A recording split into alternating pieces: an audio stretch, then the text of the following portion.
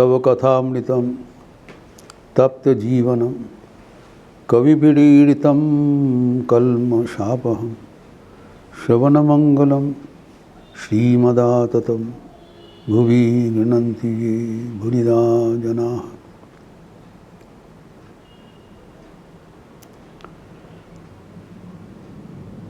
मन को कैसे हम नियंत्रण करें एवं मन को प्रसन्नता कैसे हम बना के रखें, इसके बारे में कई दिनों से चर्चा हो रहा था।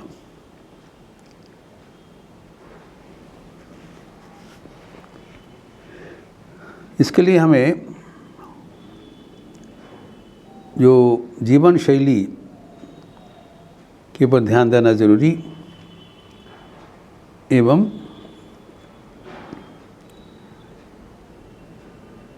हमारे जो प्रयास इतने बुद्धिपूर्वक होना चाहिए ताकि हमारे मन स्वभावतः शांत हो जाए। इसलिए भगवद गीता में कहा है, योगः कर्मसु कौशलम, the dexterity of working is union with God. क्या कौशल सीखना है? पहले मन के बारे में भली भांति जानना जरूरी है। Knowledge is power. तो हम ये वाला मन को उपादान गए दिन हम विस्तृत चर्चा किया। अगर मन को उपादान हम भली भांति जान लेते हैं तब हम मन को नियंत्रण करने में सक्षम होंगे। हमने देखे हैं मन का 3 उपादान है, सत्व, रजस, तमस। मन का शांत स्वभाव, क्रियाशीलता एवं निष्क्रियता, तीनों ही है। तो हम देखते हैं मन के भीतर जो उपादान है उसके भीतर ही मन को अशांत करना एवं शांत करने का जो तत्व छिपा हुआ है। मन ही मन को अशांत करते हैं, मन ही मन को शांत करते हैं। ये है बात। मन को अशांत करने का कोई बाहर का एजेंट नहीं है और मन को शांत करने का कोई बाहर का एजेंट भी नहीं है। हमें सीखना पड़ेगा कि मन को जो 3 उपादान कैसे हम मैनिपुलेट करें ताकि मन स्वाभाविक रूप से शांत हो जाए। तभी मन के जो 3 उपादान है उसका सत्व जो है वो मन को उन्नीत करता है। सत्व एलिवेट्स द माइंड, जबकि तमा मन को अवगमन में मदद करते। दी तमा डिग्रेड्स द माइंड और रजह मन को नाना प्रकार का कामना वासना में फंसा के एक जगह में रख देते, आबद्ध करके रखते हैं। न आगे बढ़ेगा न पीछे हटेगा। तब इसमें से हमें सीखना पड़ेगा कि तमा सबसे खतरनाक है। मन को डिग्रेड करते हैं, लेकिन तमा का आप छोड़ नहीं सकते हो, क्योंकि तमा, सत्व एवं रजा 3 जुड़े हुए हैं। दे एग्जिस्ट टुगेदर, ये जानना बहुत ज़रूरी है। तो तमा इज़ ए नेसेसरी इविल, ये नहीं रहने से सत्व भी नहीं रहेगा। तीनों जुड़े हुए हैं, एक दूसरे के ऊपर निर्भरशील है, लेकिन एक दूसरे के परस्पर विधर्मी है। They oppose each other but they stay together. यही है जानने का कला। तो क्या करना पड़ेगा? तमोगुण का जो दुष्प्रभाव है वो रजोगुण से नियंत्रण करना पड़ेगा, सत्व नहीं होगा। एवं रजोगुण का जो दुर्गुण है वो सत्व से नियंत्रित करना पड़ेगा। और जब सत्व से मन नियंत्रित हो जाएगा तब तीनों गुण को वर्जन करके हमें गुणातीत अवस्था में पहुंचना पड़ेगा। यह है शैली। तमोगुण को नियंत्रण करने के लिए रजोगुण का इम्प्लीमेंट करो, रजोगुण को वशीभूत करने के लिए सत्वगुण को लाओ, एवं आखिर में तीनों गुण को जलांजलि दे के मन को गुणातीत बना के भगवान को प्राप्त करो। ये तो प्रिंसिपल हुआ। तो अभी हमें जानना पड़ेगा कि ये जो नीति शैली हम कैसे जीवन में अपनाएं, प्रैक्टिकल बात कैसे करें, how to implement in our day to day life. ये जो हमें गुण का जो संपर्क है ये बताया कि तीनों गुण बारी बारी में मन के ऊपर अधिपत्य विस्तार करते हैं, उनका राज चलता है। कभी कभी तमोगुण प्रभावी होता है, कभी कभी सत्वगुण, कभी कभी रजोगुण। एक ही गुण दिन भर का कार्यकारी नहीं होता है। तो तमोगुण का जब अधिक होगा तब मन तमोगुण ही दिखाएगा, जब रजोगुण ही होगा रजोगुण दिखाएगा, सत्वगुण सत्वगुण होगा। तो तमोगुण यद्यपि हमें नीचे गिरा लेते हैं तो सर्व समय काम नहीं करता है, कभी कभी सबडूड रहता है। तो पहले देखा जाए इनको जो वर्किंग पीरियड कब है, कब इन लोग सक्रिय होता है। तमोगुण स्वभावतः रात में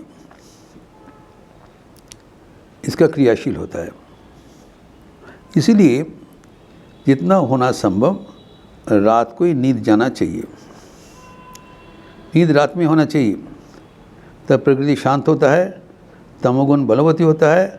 तमोगुण के माध्यम से हम मन को निष्क्रिय करने में अच्छा चाहिए भी होगी, मन को विश्राम भी चाहिए, उस समय सोना चाहिए। यद्यपि दिन में रजोगुण प्रभावशील होता है, दिन में कर्म कर लेना चाहिए। एवं सुबह एवं शाम जब दिन और रात का परिवर्तन होता है, जिसको संधि कहलाता है, प्रातः संध्या सायं संध्या, जब दिन और रात का मिलन होता है, दिन जा रहा है रात आ रहा है, रात जा रहा है दिन आ रहा है, तो अर्ली मॉर्निंग एंड इवनिंग उस समय सत्वगुण क्रियाशील रहता है। उस समय सात्विक कर्म आदि करना चाहिए। इसलिए कहा जाता है ध्यान, भजन, प्रार्थना, जप, पूजा इत्यादि सुबह एवं शाम 2 टाइम करना चाहिए। और जितना हमारे दैनंदिन कर्म राशि है वो ज़्यादा से ज़्यादा दिन में उसको निपटना चाहिए। और जब हम विश्राम का समय, विश्राम तो देना ही पड़ेगा, विश्राम का समय रात को चुन लिया जाए।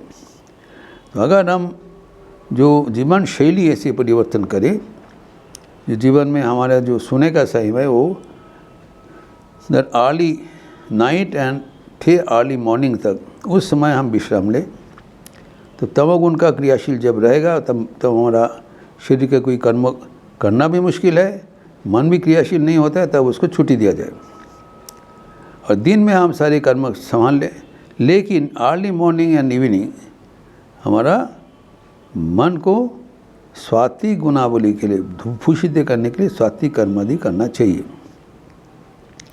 तो अभी कब हमारे जीवन में सत्वगुण का अधिक होगा, रजोगुण का अधिक होगा, तमोगुण का अधिक होगा, ये शरीर ही हमें बता देते हैं। अद्भुत भगवान का अद्भुत ही मानव शरीर बताया अलौकिक कि our body will tell you, ये अभी सत्वगुण प्रभावशील है, रजोगुण प्रभावशील है और तमोगुण पर कैसे बताते नहीं, कैसे लक्षण से बताएगा। मन की अवस्था हमारे श्वास प्रश्वास की जा पर प्रभावशील है। श्वास प्रश्वास दिखती है, उसको नज़र करती है, आप समझ लेंगे मन का अवस्था भी क्या है। जो हमारी वो भी श्वास प्रश्वास देखिए हम दोनों नासिका से लेते हैं। We have 1 pair of nostrils. जो हमारे जैसे कान में 2 कान है, तो हम जब कुछ सुनते हैं उसमें एक स्टीरियोफोनिक इफेक्ट होता है, दोनों कान से सुनता है। जैसे कि 2 आँखें हैं, तो आगे से हम एक साथ देखते हैं, उसको पिक्टोरियल व्यू कहलाता है, आइसोमेट्रिक व्यू हमें मिलता है, 3 डायमेंशनल व्यू। वैसे हमारी 2 नासिकाएं हैं, लेकिन 2 नासिका एक साथ कर्मशील नहीं रहता है। या दक्षिण नासा से हम सांस लेते हैं अधिकतर, नहीं तो बायां नासा से। तो जब दक्षिण नासा से ज़्यादा श्वास प्रश्वास लेते हैं उसको कहा जाता है जो पिंगला नाड़ी अभी सक्रिय है, और बायां नासा जब सक्रिय हो तो उसका ईड़ा नाड़ी सक्रिय होता है। तो हमारे जो मेरुदंड है, रीढ़ का हड्डी है, उसमें से 3 कॉन्सेंट्रिक चैनल है, नाड़ी है।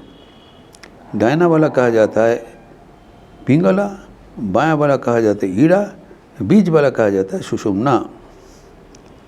जब हमारे जीवन में दिन में कोई भी समय रजोगुण का अधिक होगा तब हम ज़्यादा से ज़्यादा श्वास प्रश्वास दक्षिण नासा से लेंगे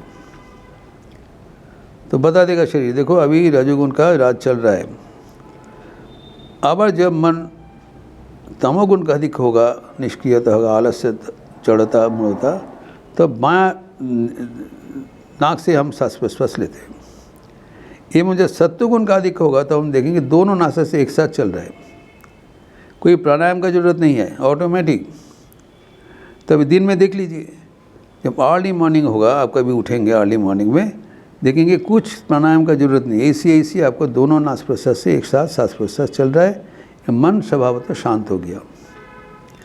क्योंकि मैंने कहा जब सत्वगुण अधिक होगा का 3 लक्षण होगा, प्यूरिटी, नॉलेज, जॉय, मन पवित्र रहेगा, शांत रहेगा, आनंद, स्वभावतः आनंदपूर्ण रहेगा सुबह और शाम। अब किसी का सहारा लेने की जरूरत नहीं। वी थिंक रॉन्गली कि कोई वस्तु और व्यक्ति बिना हम आनंद में नहीं रह सकता, ये गलत है। आनंद हमारा सहजात प्रवृत्ति है। जब मन में सत्वगुण का अधिक होगा, आनंद ऐसी स्फुरित होगा, और डेली सुबह शाम हमें मिलता है तो उसकी इस्तेमाल करना चाहिए। We have to encash that opportunity. एवं जब दिन में हमारा कर्मशील होंगे तब हमारा दाहिना नासा से उस समय कर्म कर लेना चाहिए, और रात में गंभीर रात में जब होगा तब तमोगुण के लिए तब सो जाना चाहिए। तब ठीक समय सोने से ज़्यादा विश्राम मिलेगा। दिन में भी सो जाने से होगा लेकिन बहुत समय ज़्यादा लगेगा, it's not the natural time. तो अगर हमारे जो दिन का जो सुबह शाम का जो रूटीन वो अगर हम ठीक से एडजस्ट कर ले तब ये 24 घंटे में हम रजोगुण, सत्वगुण और तमोगुण का नियंत्रण करते हुए मन को शांत करने में सक्षम होंगे। ये हमारे नॉलेज पर डिपेंडेंट है। We have to learn and implement in life, then will find the fruits. तो जब ऐसी मन को हम नियंत्रण करने में सक्षम होंगे तब मन अपने आप शांत हो जाएगा। तो हमारी लक्ष्य करना चाहिए कि कैसे हम जीवन में सत्वगुण का प्रभाव विस्तार करें।